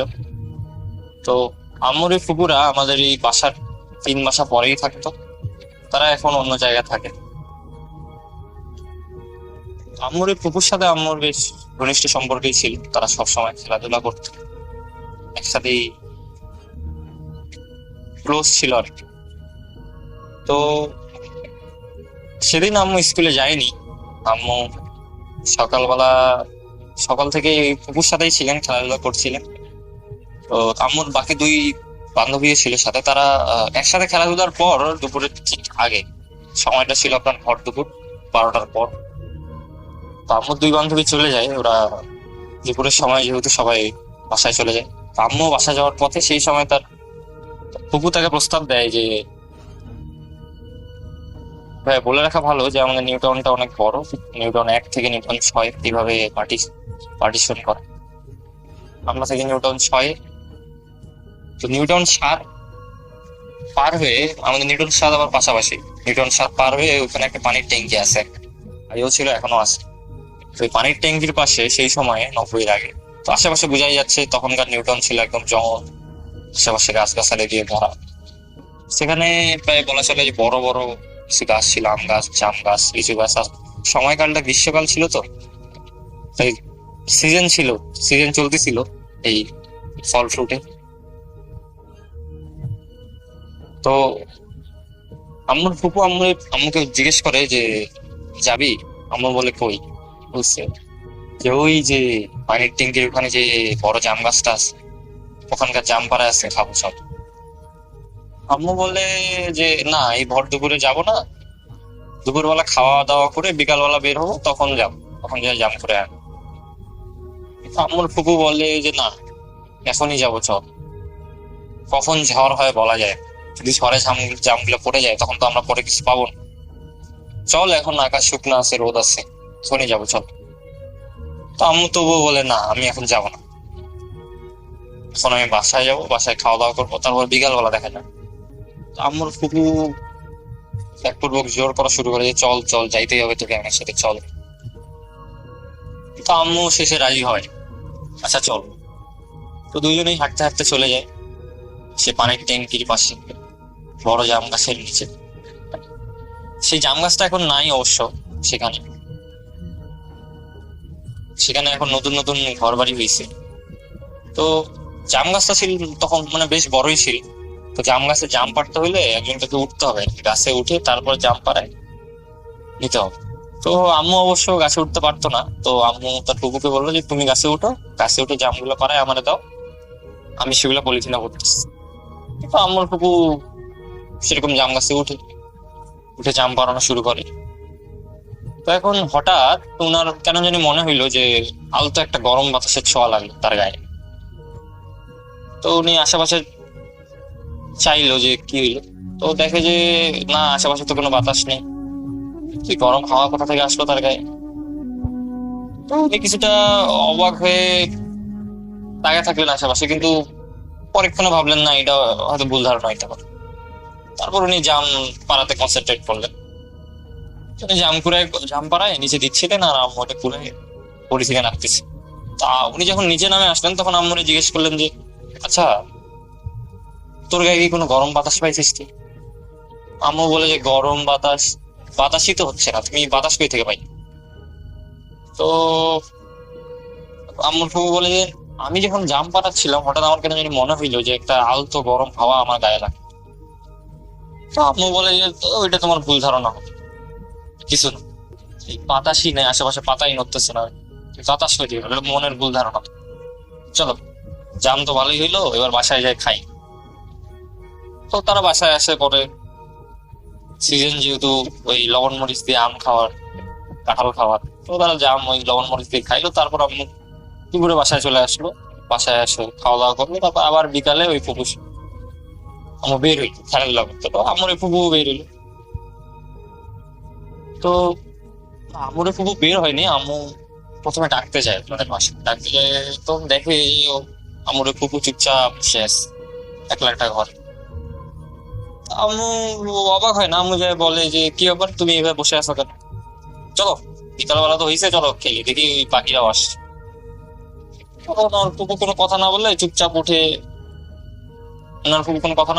উঠে আসে, যে আসে হাঁটতে হাঁটতে ও যায়। কিন্তু আমার একটা জিনিস লক্ষ্য করলো যে উনি বেশ চুপচাপ বলতে কোনো কথা বলে না, শুধু মনে হচ্ছে নিজের মনে কি জানি ভাবে। আম্মু নানান কিছু জিজ্ঞেস করতেছে, কিন্তু কোনো উত্তর তিনি দেন না। তিনি নিজের মনে কি যে ভাবতেছেন আর আম্মু এক প্রকার কিছুটা অবাক হইলেন, তো তেমন কিছু মনে করলেন না, হয়তো কোনো কারণ থাকতে পারে চুপচাপ থাকার। ছোট মানুষ তো কি আর মনে করলো। তো তারা বিকালবেলা যথাযথ খেললেন, খেলার সময় আমি দেখলেন যে আমার ওই ফুপু না ওনাদের কাছে আসছে না কথা বলছে। উনি এক জায়গায় ওই আমাদের বাসার সামনে তখন একটা আম গাছ ছিল, এখন আম গাছটা নাই, ওই আম গাছের নিচে বসেই আছে। তো বসে আছে আর মাঝে মধ্যে উপরে তাকাচ্ছে, আবার নিচে চোখ নামাচ্ছে। তো আম্মু কিছু মনে করে না, আম্মু খেলা শেষে তারপর ওনার কাছে যায় ঠিক সন্ধ্যার আগে, মানে মাগরিবের আজানের আগে। তো কাছে যায় ওনাকে ধাক্কা দেয়, যে ডাকে আর কি, প্রথমে ডাকে যে এই আমরা খেললাম, তুই আমাদের সাথে খেলি না। ভাই বলি যে আম্মুর ওই ফুপু আম্মুর চেয়ে 3 থেকে 4 বছরের বড় ছিল, কিন্তু তবু অনেক ঘনিষ্ঠ সম্পর্ক ছিল সেই ফুপুর সাথে আম্মুর। তাই তারা একে অপরকে তুই বলেই ডাকতো, মাঝে মধ্যে তুমি বলতো। তো আম্মু বলছে এই তুই আমরা খেললাম, তুই আসি না কেন? কি হয়েছে তো, তুই এরকম করছিস, চুপচাপ কোনো কথা বলিস না, কি ব্যাপার কি? তখন আম্মুর ওই ফুপু কোনো রিপ্লাই দেয় না। তো আম্মুর ফুপু মানে রীতিমতো আমি নিজের মনে কি যে ভাবছে। আর আমার লক্ষ্য করি যে উনি আকাশের দিকে কেন জানি তাকাই, কি যে আকাশে কিছু নেই, অথচ উনি আকাশের দিকে কি যে তাকায় ভাবছে। উনি 2বার ধাক্কা দিল, কোনো রিপ্লাই। উনি যে এত জোরে ডাকতেছে, আম্মু যে এত জোরে ডাকতেছে, ওনার কোনো সারা শব্দই নেই। উনি ওই আকাশের দিকে তাকাই আছে, তো তাকাই আছে। আম্মু 2বার ধাক্কা দিল, যখন শুনতেছে না তখন আম্মু চলে আসে বাসায় গেল কি জানি কারণে। তারপর বাসা থেকে ঠিক মাগরিবের আজানের সময় আম্মু ভাবছে যে আম্মুর একটু চলে গেছে, বাসায় চলে গেছে। কিন্তু আম্মু দেখে যে মাগরিবের আজানের পরও উনি ওইখানে বসে আছে। তো সন্ধ্যার সময়, গ্রীষ্মের সময় বাসায় না থাকে, গরম ছিল, তো এই বাইরে আসে বসলো। তো উনি এসে বসে আম্মু ভাবছে যে আজকে কি হইলে সেই দুপুর থেকে ওই জাম নিয়ে আসার পর থেকে এরকম কাহিনী, কোনো কথা বলতেছে না, ডাকলেও শুনতেছে না, ব্যাপার কি? আম্মু তখন দেখলো চুল নিয়ে যখন বসে, তখন দেখলো যে উনি মানে চুল নিয়ে 2 পা 2 হাত 2 পায়ের উপর হাঁটুর উপর বসায়, চুলগুলা সামনে নিয়ে এইভাবে আস্ত নিচে বসে আছে, নিচে মাথা করে বসায়, কিন্তু চুলগুলা তার সামনে আর 2 পা তার হাঁটুর উপর। তো ওই আম্মু তো একটু ভয় পেয়ে গেল যে এই কিভাবে কেন বসে আছে, ব্যাপার কি? তো আম্মু কি করলো, আম্মু ডাকলো প্রথম যে এই শুনছিস না কেন, এই কি কি এভাবে বসে আছিস কেন, কি হয়েছে, তুই এখন বাড়ি যাসনি কেন? এই তো উনি কোনো সাড়াই দেয় না, রিপ্লাই দেয় না, উনি নিজের মতো আছে। তো উনি যখন আম্মু চিৎকার বা টাকার পর শুনলো না, তখন উনি যে সামনে যে ধাক্কা 2বার ধাক্কা দিল, তবুও শুনলো। তখন আম্মু করলো কি, আম্মু একটু মানে বিরক্ত হয়ে কি বলবো, চুলগুলা সরায় একটা জোরে ধাক্কা দেয়। তো এই জোরে ধাক্কা দেওয়াতে ভাইয়া উনি এমন ভাবে আম্মুর দিকে তাকাইলো, চোখ 2টা লাল হয়ে আছে, মনে হচ্ছে রক্ত পড়বে চোখ 2টা থেকে। এখন চোখ, মানুষের চোখ স্বভাবত এত বড় করতে পারে, কিন্তু ওনার চোখ এতটাই বড় মানে করছিল ওই টাইমে। আম্মু আর ওই বড় চোখ নিয়ে আম্মুর দিকে তাকাইছে, আম্মু তো পুরো ভয় পায় গেছে যে হইলোটা। তখন উনি কি করছে, বুঝাচ্ছে উনি খুব রাগে গেছে ওনাকে ধাক্কা দেওয়াতে। উনি কি করলো, উনি জোরে একটা থাপ্পড় দিল, এবং চট করে একটা থাপ্পড় দিল। আম্মু তো পুরা মানে ওখানেই থমকে গেল আমার চেয়ে। আর এত জোরে থাপ্পড় মারছে যে আম্মুর গালে পুরো 2 আঙুলের ছাপ পড়ে গেছে, আর লাল হয়ে গেছে জায়গাটা। আম্মু তো রীতিমতো কান্নাকাটি শুরু করে দিল, আমাকে মারছে। তো আম্মু ওই কান্না জড়িত ভাব নিয়ে ওই ওনাদের বাসায় গেল, আমার ওই ফুপুর বাসায় গেল। আমার ওই ফুপুর 2 বড় বোন ছিল, ওদের জানাই। তো আমার ওই ফুপুর ওই বড় বোনদের যে যখন জানাইলো যে হ্যাঁ তোমার বোন আমারে মারলো, জোরে একটা থাপ্পড় মারলো, কি হয়েছে ওর, সন্ধ্যা থেকে ওই বিকেল থেকে এরকম করতেছে, কোনো কথা বলতেছে না, আমি এতবার ডাকতেছি, এখন দেখলাম যে চুল সামনে নিয়ে ওটা কেমন করতেছে জানি, বসে আছে একা একা আম গাছের নিচে। তখন আমি ডাকলাম, জোরে ধাক্কা দিলাম, তখন আমাকে এভাবে চল, মানে কান্না অবস্থা বলছে। তখন আম্মুর ওই ফুপুরে বড় বোন বলছে কি এইসব কি ঘটনা বলিস, চল দেখি। তখন ওনারা ওই আম গাছে, মানে আমাদের এই বাসার সামনে আম গাছের নিচে আসে, দেখে যে উনি নাই। তো আম্মুর ফুপুর বড় বোন তো চিন্তায় পড়ে যায় যে ব্যাপার কি, কই গেল। এই সন্ধ্যার পর এই সময় তো রীতিমতো তো অবাক হবে, কারণ ওই সময় তো তেমন কোনো ইলেকট্রিসিটিও ছিল না, আর কি বলে, যতই শহর হোক তবু তেমন কোনো বিদ্যুৎ ছিল না। ওটা সন্ধ্যার পর মনে করেন গ্রামের মতোই অবস্থা রীতিমতো। ওই সময় তো অবাক হবে যে কই গেল এত সন্ধ্যায়, এখন এত রাত হয়ে গেছে, কই গেল। তো উনি আশেপাশে খোঁজাখুঁজি শুরু করে দিল। উনি আর ওনার আরেক বোন, মানে ওনার 2 বড় বোন ছিল, তার মধ্যে 2 বোনই খুঁজে শুরু করেছে। বাসায় এখনো বলেনি বিষয়টা, ওনাদের বাসায় ওনাদের বাবা মাকে এখনো বলেনি বিষয়। তো আম্মু কান্না কান্না, যাতে আম্মু তখন দেখলো যে ওই দূরে কে জানি হাঁটে চলে যাচ্ছে। আমাদের বাসার সামনে একটা রাস্তা আছে, যে রাস্তাটা, এই রাস্তা দিয়ে দেখলো যে তখনও ছিল আর কি, রাস্তাটা দেখলো যে এই রাস্তা দিয়ে কে জানি হাঁটে চলে যাচ্ছে। তো আম্মু কেন জানি সন্দেহ হলেছে এটা কি ওনার ফুপু নেই। তখন উনি একটু মানে একটু আগায় যায়, দেখলো যে হ্যাঁ এটা তো ওনার ফুপু। উনি কোথায় জানি একা একা হইয়া মানে আকাশের দিকে তাকায়, কোথায় জানি একা একা নিজে হাঁটে হাঁটে চলে যাচ্ছে, মনে হচ্ছে কাউকে ফলো করতেছে। তো উনি চিল্লাচিল্লি শুরু করে দিচ্ছে যে উনি ওই তার বড় বোন দুইটাকে ডাকলো যে ওই দেখো কোথায় জানি চলে যাচ্ছে তোমার বোন, ওই দেখো ফুপু কোথায় জানি যাচ্ছে চলে। তখন ফুপুর বড় বোন দেখলে হ্যাঁ ঠিকই তো, একা একা কোথায় জানি একা একা চলে যাচ্ছে, মানে কে জানি ওকে বসাই করছে মনে হচ্ছে। ও উনি দৌড়ে যায় ওনাকে ধরলো, ধরে দেখে যে চোখগুলা লাল হয়ে আছে, আর মানে ওনার হুঁশ নেই, কেমন জানি করতেছে। ওনাকে জোরপূর্বক বাসায় নিয়ে গেল তখন ওই অবস্থায়, এলোমেলো অবস্থায়। তখন বাসায় যায় দেখে যে চিল্লাচিল্লি শুরু করে দিচ্ছে যে না আমি একে ছাড়বো না, এ আমার বাড়ি ঘর ভাঙছে, আমি একে ছাড়বো না। তো আম্মু এটা দেখে পুরো ভয় পায় গেল। আম্মু তো পুরো বাসায় চলে আসলো। বাসায় আসে আমার আম্মুর বাবারে তখন জানাইলো এইসব। আম্মু আমার নানুরে জানাই। নানু তখন দেখতে গেল, তখন দেখতে যায়, দেখে এই যে এই অবস্থা। নানু তো নামাজ কালাম পড়তো, নানু তো বুঝতে পারছে যে এটা হয়তো কোনো জিন আসর করছে অথবা জিনের প্রভাব। কারণ চোখ গুলা ভাইয়া মানে আম্মুর ভাষ্যের মধ্যে এতটা লাল ছিল, মানুষের কোনো স্বাভাবিক চোখ লাল হইলে অত লাল হয়। চুলগুলা মনে হচ্ছে এমন ভাবে ছাড়ে দিছে, চোখ সবসময় বড় বড় করতেছে, রীতিমতো মানে একদম অস্বাভাবিক অবস্থা যাকে বলে। তো নানু তখন কি করলো, নানু তখন দৌড় মানে মসজিদে হুজুরকে ডাকে, দেখেন তো হুজুর সাহেব কি হয়েছে। তো হুজুর আসে, দেখেই বুঝতে পারলো যে না কোনো জিন আসর করছে। তখন সবাই বললো যে ওনাকে জিন আসর করছে, এইভাবে কিছু হবে না, আপনারা 2 জন মিলে ওনার হাত শক্ত করে বাঁধে রাখেন, বিছানার সাথে শুয়াই দেন, আমি যাই আমার রিচুয়ালের কিছু পানি পোড়া ইত্যাদি নিয়ে আসি, তারপরে একে ঝাড়তে হবে, এক কথা ঝাড়তে হবে, জিন ভূত ঝাড়তে হবে। তো উনি যায়, তখন ওনার ওই পানি পোড়া ইত্যাদি জিনিস নিয়ে আসে রিচুয়ালের জন্য। তো এরা তো ফুপুর যে 2টা বড় বোন ছিল, তারা যে ওকে ধরতে যায়, ধরে যে শোয়াবে বিছানায়, হাত যে বাদ, এমন শক্তি ওরা জীবনও দেখে। ওনার মধ্যে ওই সময় এমন শক্তি আসছে, মনে হচ্ছে 3 পুরুষের শক্তি মিলে ওনার এক শক্তি। ওনাকে ধরতে যাচ্ছে, এক ছিটকায় একদম মনে করেন বিছানা থেকে ওই দূরে ছিটকায় ফেলা রিক্স, এত শক্তি আসে। তো মানে ওরা অবাক হয়ে যায়, এত শক্তি তো ওরা জীবনও দেখেনি, মানে একটা পালোয়ানের গায়ে অত শক্তি হয়।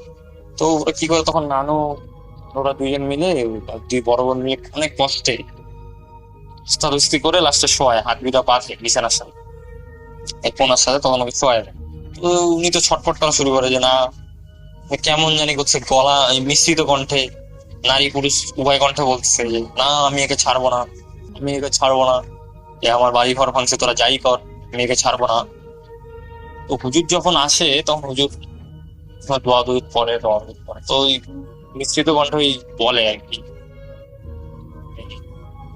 যে জিন ধরছে যাই হোক, বলে যে তুই যাই কর, আমি একে ছাড়বো না, দেখি তুই কি করতে পারিস, এভাবে হুজুরকে বলতেস।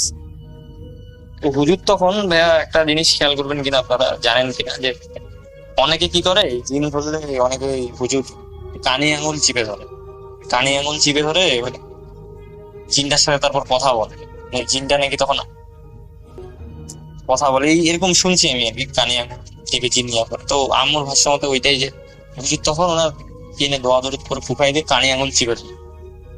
তখন ওই মিশ্রিত কণ্ঠে প্রথমে হুজুর জিজ্ঞেস করলো যে কে তুই, কোথা থেকে আসছিস বল, যে শরীরে কি তোর। তখন ওই মিশ্রিত কণ্ঠে থাকা জিনটা বলে যে আমার ফুফু বলছে যে আমি ওই পানির ট্যাঙ্কির পাশে জাম গাছে থাকি। এদের এত সাহস, এটা কি করছে এই ভর দুপুরে আমার, একে তো আমার জাম গাছে উঠছে, উঠে আমার বাড়ি, আমি ওই সময় শুয়েছিলাম ওখানে, আমার উপর পা দিচ্ছে আমার বাড়ি, তার উপর আবার আমি যে গাছে থাকি ওই গাছের ফল এরা ছিঁড়ে খাইছে। তো আমি ওই ছোটটাকে কিছু করিনি, কিন্তু একে আমি বাগে পাইছি, একে আমি ছাড়বো, কারণ আমার গায়ে পা দিচ্ছে, ওর অপবিত্র পা আমার গায়ে দিচ্ছে, আমি একে ছাড়বো না। ও আমার বাড়ি ঘর ভাঙছে, এরা আমি ছাড়বো না, তুই যাই কর, তুই আমার ভাগাইতে পারবি না। তো হুজুর তো তারপরে কিছুক্ষণ রাগে যায়, কি জানি পানি পড়া ছিড়াই দিয়ে তখন আবার বলছে তুই এই শরীর থেকে যাবি না, তোকে আমি শিশিতে বন্দি করবো। তখন ফুফু বলে না তুই কি করবি কর। তখন উনি কি জানি ওই হুজুর দৌড় করে এক প্রকার পানি ছিটা দাও, ছিটা দেবে, তারপর শিশি যে সামনে নিয়ে গেল, তখন ওই আমার ফুফু ছটপট করা শুনছে, না আচ্ছা আমি যাবো, আচ্ছা আমি যাবো, আচ্ছা আমি যাবো। তো হুজুর বলে যে তুই যাবি, যে তার প্রমাণ কি। তখন ফুফু বলে মিশ্রিত কণ্ঠ বলে যে না আমি যাবো, কিন্তু আমি 3টা শর্ত দিব, এই শর্ত রাজি হইলে আমি যাবো। জিন বলে আবার তোর কিসের শর্ত, তুই চুপচাপ যাবি, নাহলে তোর আমি শিশিতে বন্দি করি। তখন জিন বলে না আমি 3টা শর্ত রাজি হও, তাহলে আমি শরীর ছেড়ে চলে যাই। তো এই আম্মুর কি বলে জি হুজুর তখন বলে কি শর্ত তোর বল দেখি। তখন ওই মিশ্রিত কণ্ঠে থাকা জিনটা বলে যে আমাকে 3টা মুরগি, একটা খাসি আমার ওই জাম গাছের নিচে দিয়ে আসতে হবে, আর 2টা পানিযুক্ত নারিকেল। মানে ভাই ওই যে নারিকেলের মধ্যে মানে পানি থাকে না, ওই পানিযুক্ত নারিকেল লাগলো। এই পানিযুক্ত নারিকেল, এই 3টা শর্ত মানো, আমি শরীর থেকে চলে যাবো। আমি যে যাবো তার প্রমাণ হইলো যে তোমাদের পশ্চিম পাশে থাকা বড়ই গাছটার 2টা ডাল ভাঙে। তো হুজুর তখন ওই আম্মুরি ফুপুর বাবাকে বলে যে তাহলে দেখেন এগুলো সব করেন, সব আনতেই হবে, নাহলে জিনকে তাড়ানো যাবে না। তখন এত রাত তখন বাজে মনে করেন আপনার রাত 9টা থেকে 10টা বাজে। তো অত রাতে তো এটা তো আপনার মনে করেন 1990-এর আগে, তো অত রাতে তো এইসব পাওয়া খুব মুশকিল। তবু ওনার বাবা অনেক ট্রাই করে 3টা জিনিস এটা ম্যানেজ করলো আর কি, পানিযুক্ত নারিকেল, 3টা মুরগি আর একটা খাসি। তো ওই রাতেই মানে ওই আমার ওই ফুপুর ওই বাবা সাহস করে ওই একা একা যায়, ওই গাছের নিচে যায় দিয়ে আস। ভালোই সাহসী ছিল শুনছি আর কি ওনার বাবা। তারপরে তো ওই রাতে যখন মানে যখন ওই 3টা জিনিস আনে ওই গাছের নিচে দিয়ে আসা হইলো, নারিকেল তারপরে মুরগি আর খাসি, তখন ওই হুজুর ওই জিনটাকে বলে যে তোমার 3টা শর্ত পূরণ হয়েছে, এখন তুই এখান থেকে যাবি, তাহলে আমি বাধ্য হবো তোকে শিশিতে বন্দি করতে। তখন ওর ওই জিনটা বলে যে মিশ্রিত কণ্ঠে বলছে আচ্ছা আমি যাচ্ছি, তবে এই ভুল যদি 2য়বার করে আমি একে ছাড়বো না, এর পরের বার একে মারিয়ে ফেল, আমার ওই গাছের আশেপাশে যাতে একে না দেখি। মানে এরকম একটা রীতিমতন হুমকি দিয়ে তারপর মানে কি যে হইলো, ওই ফুফু হঠাৎ অজ্ঞান হয়ে গেছে। তো তখন হঠাৎ কি বলে আম্মুর এই ফুফুর বড় বোনেরা শুনতে পেলো যে সবাই বাড়ির সবাই শুনতে পেলো যে বড়ই পশ্চিম পাশে একটা বড়ই গাছ ছিল, বড়ই গাছের 2টা গাল হঠাৎ দাম করে ভেঙে গেছে। তো আমার আম্মু কিন্তু ওই সময় নাই ভাই, আমার আম্মু তখন যখনই প্রথমে ওরকম দেখছে তখন কি বলে বাসায় চলে আসছে। পরে আমার আম্মু ওই নানুর কাছ থেকে ঘটনা শুনছে, আম্মুর সাথে ঘটনা তো সন্ধ্যা পর্যন্তই ঘটছে। তারপরে মানে আম্মু যেটা সাক্ষী ছিল, তারপরে ঘটনা আম্মু নানুর কাছ থেকে, আম্মু ভয়ে আর ওখানে যায়নি। তারপরে ওই আম্মুর ওই ফুপুর বাবা বোন আমার নানু সবাই দেখলো হুজুর 2টা ডাল ভাঙা পড়লো। তখন হুজুর বললো যে আমি দোয়া করে দিয়ে গেলাম, এখন ইনশাল্লাহ সুস্থ হয়ে যাবে, আর ওই জিন চলে গেছে। তবে দেখবেন যাতে এই ভর দুপুরে ওই ঘন জঙ্গলে অথবা গাছগাছালির দিকে না যায়, না হলে আবার অ্যাটাক করতে পারে।